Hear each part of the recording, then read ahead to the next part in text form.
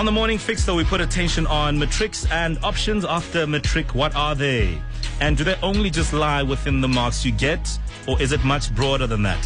So joining me on the line is educational expert and director of the Independent Institute of Education, Felicity Coughlan. Good morning, Felicity. Good morning, and thank you for the opportunity. You get people who have excellent marks, and then you get people who have okay marks, and then people who get bad marks. I'm assuming the options differ for all three scenarios. They do, but unfortunately on our supply and demand basis, with so few places in some of the most high demand qualifications, even excellent marks don't always give you the options that you should get. So what are the options then for any matriculant who walks out of high school? Okay, so obviously if you put in your application and you were fortunate to get a position in the institution of your choice, you're fine. So I'm not going to talk to those students at the moment. The reality is that a large number of students either didn't make the points they needed or, in fact, were on the upside pleasantly surprised.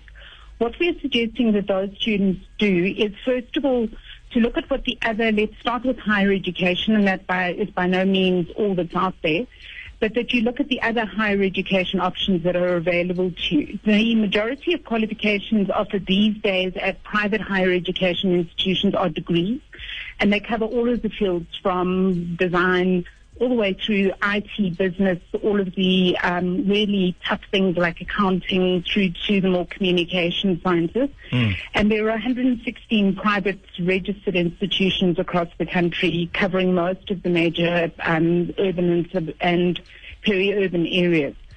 There are also obviously places still at some public institutions and some courses, and it would make good sense to try and find out about those. I know that some institutions like UJ are not taking walk-ins because of the experience they had several years ago. Yeah. So it's probably best to phone in or to use some form of electronic means. Then obviously there's the high-functioning further education and training colleges, again, both public and private.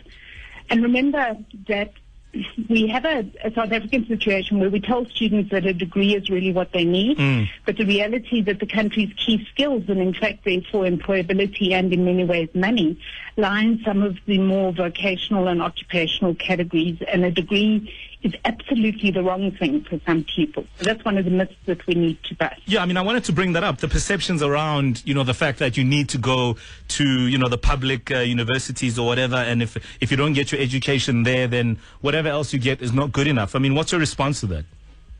I just think that that's part of why the mess we're in with the skills crisis that we're in, and why we have such an abysmal first-year success rate. It's obviously not the only reason.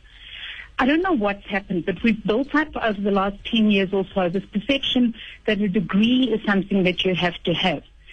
It's just not true, and it's not the way that if you take major economies, say like the German economy, where the minority of students would do a degree in the way that we understand it, and the others would do degree equivalent type qualifications in specific fields that the economy needs. I think South Africa's history of discrimination is responsible for so many negative things, but including this, that there has been a perception that you progress through those things that are perceived to be high status, like a degree.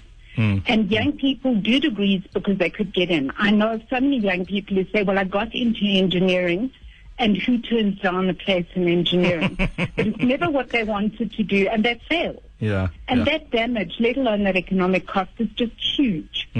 So I think that this is a time for everybody to kind of just take in a breath. And what matters is that you're a productive, responsible citizen contributing socially, economically to our country. And I promise you a degree is not the route to that for everybody. All right. Dr. Felicity Coughlan, educational expert and director of the Independent Institute of Education. Thank you very much for speaking to us. And I think it's a very important message that she's pointed out to, that there are options, and that perhaps going to your public institutions or major universities is not the only option. There are many options that you can take as far as getting your education. And I just think, well, maybe don't focus on whether you need to get a degree or not. Focus on what you want to be in life. And that will answer the question of where you need to go and study. And more for those that did not make it yesterday, they didn't make the papers. There's that new program that was launched yesterday, the Second Chance program, where you can actually redo your whole matric, actually. So ultimately, everybody's got something to do in 2016. But now, what I am is that, some people will be like, but even if I fail, No. I've got a second chance. No. We need to be a bit more optimistic.